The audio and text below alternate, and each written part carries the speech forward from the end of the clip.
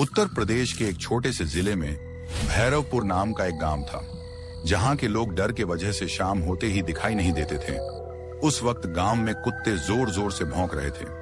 उसी गांव के पहले रतनलाल का एक कुटिया था, जहां पर शाम को उसके दोस्त बैठकर डरावनी बातें किया करते थे। उस दिन मौसम बहुत ज्यादा ठंडा था। दोनों तरफ कुर्सी लगाकर आग जला रहे थे। जंगल से जानवरों की आवाज ऐसे आ रही थी जैसे किसी की तड़प में याद कर रही हूं। चारों तरफ एक सन्नाटा छाया हुआ था। तभी माधव कहता है, रामू काका, कभी अपने उस पुरानी हवेली के बारे में सुना है? कहते हैं उस हवेली में जब रात को 1 बजता है तो रोज रात को औरत की रोने का आवाज सुनाई देता है, लेकिन कभी किसी ने अभी तक अंदर जाकर नहीं देखा है। कौन सी पुरानी हवेली की बात कर रहे हो? कहीं वो तो नहीं जिसमें बारिश आने के कारण हम लोग उस रात वहीं पर गुजारे थे? हाँ काका, मुझे भी याद आया। उस वक्त हम चारों जंगल में गए थे, लेकिन अचानक जोर से बारिश आने के कारण हम लोग घर नहीं आ पाए, तो उस रात हमें वहीं बिताना पड़ा था। वो सब तो ठीक है माधव, लेकिन आगे तो बोलो क्या हुआ था? काका, एक बार मेरा भाई उस हवेली के रास्ते देर रात से घर आ रहा था। वो साइकिल लिया हुआ था। तभी अचानक उस साइकिल का चैन वहीं पर टूट गया और वो घबरा गया। साइकिल का चैन बनाते बनाते उसका हालत खराब हो गया था। फिर वहीं औरत की रोने की आवाज उसको सुनाई दी थी। उस वक्त वो साइकिल लेकर तुरंत वहां से घर भाग आया। आने से बाद उसका तबीयत 2-3 दिन तक खराब रहा था।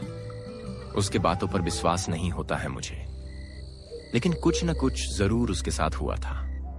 तब तो काका हमें जरूर जाकर पता करना चाहिए कि आखिर उस हवेली के राज क्या है। क्या आप सबको नहीं लगता है कि हमें जाकर पता करना चाहिए कि कौन औरत है जो रोज रात को डरावनी आवाज में रोती है? आग। माधव की बातों को सुनकर सन्नाटे के साथ वहां पर डर का माहौल बन गया था। रतनलाल और काका चेहरा बिल्कुल सूखा पड़ गया था। अकेले सुनसान जंगल के किनारे वो अकेले बैठ के बातें कर रहे थे। आग की लपटें भी उनको ठंड लग रही थी। सुनसान हवेली की बातें सुनकर चारों का सोचने की क्षमता मंद हो गई थी। काका भी उस दिन हैरान हो गए थे। माधव को उस झोपड़ी पर के पास बैठे बैठे रात के 11 बज गया था। डरावनी बातें की वजह से वहां की ठंडी हवाएं एक साथ चल रही थीं। तो माधव, क्यों ना आज रात हम लोग वहां उस हवेली में चला जाए?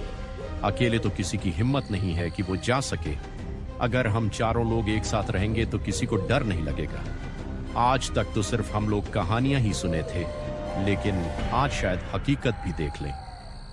माधव जैसे जैसे बता रहा है वैसे वैसे तो सुनना आसान लग रहा है, लेकिन अचानक औरत की रोने की बात, ये तो एक डरावना माहौल बना दे रहा है। तो क्यों ना आज रात हम चारों लोग उस हवेली में चला जाए? आज तो मौसम भी काफी ज्यादा अच्छा है। कल का क्या पता कौन रहेगा कि नहीं रहेगा। आज जब इसकी बात हो ही गई है तो पता करने में हमारा क्या जाता है। वैसे भी वो औरत वाली हवेली यहाँ से ज्यादा दूर नहीं है। हम सब कम से कम समय में वापस भी लौट आएंगे। रतनलाल, तुम क्यों चुप हो? तुम भी कुछ बोलो। सबकी बातें तो आज रात कुछ नया करने के लिए कह रही हैं, लेकिन अभी तक तुम केवल सुन ही रहे हो। क्यों, क्या बात है? नहीं काका, वैसी कोई बात नहीं है। जब सब लोग कह रहे हैं तो वही किया जाए। उस रात अचानक चारों का दिमाग उस भूतिया हवेली की तरफ चला गया था। माधव तो केवल एक छोटी सी कहानी बताई थी, लेकिन वो हकीकत में उस हवेली की तरफ चारों उठाकर जाने लगे। आगे काका और बीच में माधव, जो साथ होकर जाने लगे। वो धीरे धीरे कदमों से गांव से बाहर निकल रहे थे। चारों तरफ जानवरों और कुत्तों का आवाज गूंज रहा था। रात का समय था, 11:30 हो रहा था। आकाश में काले बादल छाए हुए थे। माधव ने उस वक्त उनके सामने हाँ में हाँ कर दिया था, लेकिन सबसे ज्यादा डर उसके अंदर दिखाई दे रहा था। उस रात कदमों की आवाज भी एक रहस्यमय माहौल बना दे रहा था। काका बूढ़े बुजुर्गों में से एक थे, लेकिन उनको सब मालूम था। जंगल के काफी अंदर जाने के बाद उन्हें एक सफेद साड़ी में एक बूढ़ी औरत दिखाई दी। उसके हाथ में एक छोटा बच्चा था। वो जोर जोर से रो रहा था।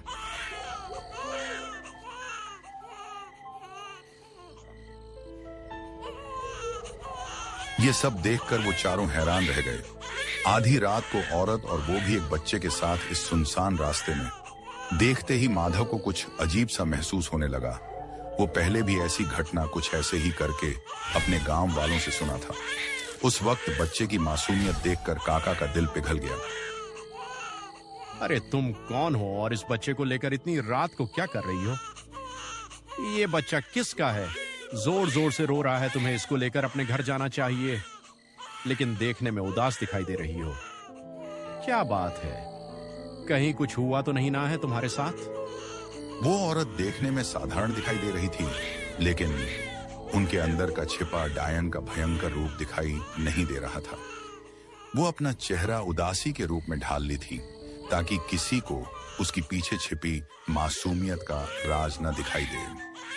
अरे बेटा, क्या तुम सब मेरी मदद कर सकते हो? इस बच्चे का तबीयत बहुत ज्यादा खराब है। भूख के कारण ये तड़प कर रो रहा है। ये बच्चा मुझे आगे तालाब के किनारे मिला है। लगता है किसी ने इसको छोड़कर वहाँ से चला गया है। मुझे देखा नहीं गया तो इसे लेकर यहाँ आ गई। उस बूढ़ी औरत की मधुर बातों को सुनकर माधव को रहा नहीं गया। वो झट से बोला, दादी माँ, अब तो बेचारे इस बच्चे की माँ इसे इस हालत में छोड़कर चली गई है। वो ना जाने किस पत्थर दिल की होगी जो अपने ही बेटे की नहीं हुई। आपने इस हालत में बच्चे की मदद की है, इसका फल भगवान आपको जरूर देगा। बेटा, उम्र ढल जाने के कारण और दूरियां मुझसे नहीं चला जा रहा है। क्या तुम सब मेरी इस हालत में मदद कर सकते हो? इस बच्चे को लेकर अस्पताल जाना बहुत ज्यादा जरूरी है, नहीं तो ये मर जाएगा। आधी रात को उस औरत का बीच जंगल में होना, और वो भी एक छोटे नवजात बच्चे के साथ, काका को कुछ अजीब लग रहा था। उनके मन में एक प्रकार का चिंता हो गया था। देखते देखते रात का 12 बज गया। जंगल में और जोर जोर से कुत्तों के और जानवरों के भौंकने की आवाज गूंजने लगी। चारों तरफ सन्नाटा छाया हुआ था। एक तरफ बच्चे को देखकर माधव का दिल पिघल रहा था, वहीं दूसरे तरफ काका को वो बूढ़ी औरत कुछ अजीब दिखाई दे रही थी। हम सब इस हालात में तुम्हारी कोई मदद नहीं कर सकते। आपको खुद इस बच्चे को लेकर जाना होगा। इस वक्त हम किसी काम के सिलसिले में जा रही हैं। ऐसे में मैं आपकी की कोई मदद नहीं कर सकता हूँ। रात भी काफी ज्यादा हो गया है, अब हम सब और नहीं रुक सकते हैं। बूढ़ा उसकी माया को देखकर पहचान जाता है और उन तीनों, माधव, रतनलाल और मदन को लेकर अपने साथ चला जाता है। वो बुरी साया उस बच्चे को लेकर वहीं देखती रह जाती है। माधव, रतनलाल, अमन और काका उस सफेद डायन से छुटकारा पाकर वहां से तुरंत निकल लेते हैं, लेकिन कुछ ही दूर आगे जाने के बाद पीछे कदमों की आवाज सुनाई देती है।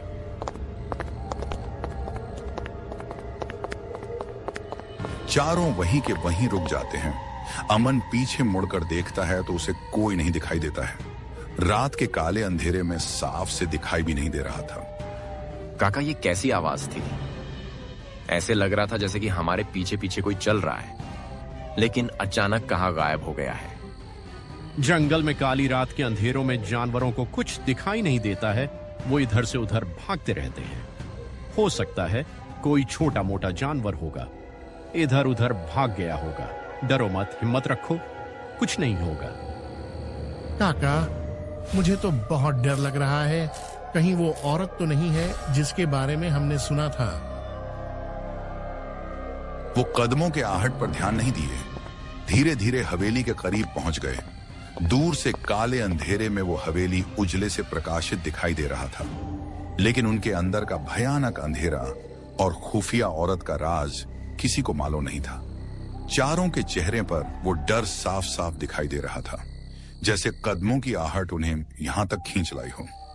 काका, ये वही हवेली है जहां से औरत की रोने की आवाज सुनाई देती है। इसे रास्ते पर अनेक घटनाएं हुई हैं, लेकिन किसी ने पता करने की कोशिश नहीं की है। आज तो आंखों का पर्दा दूर ही हो जाएगा।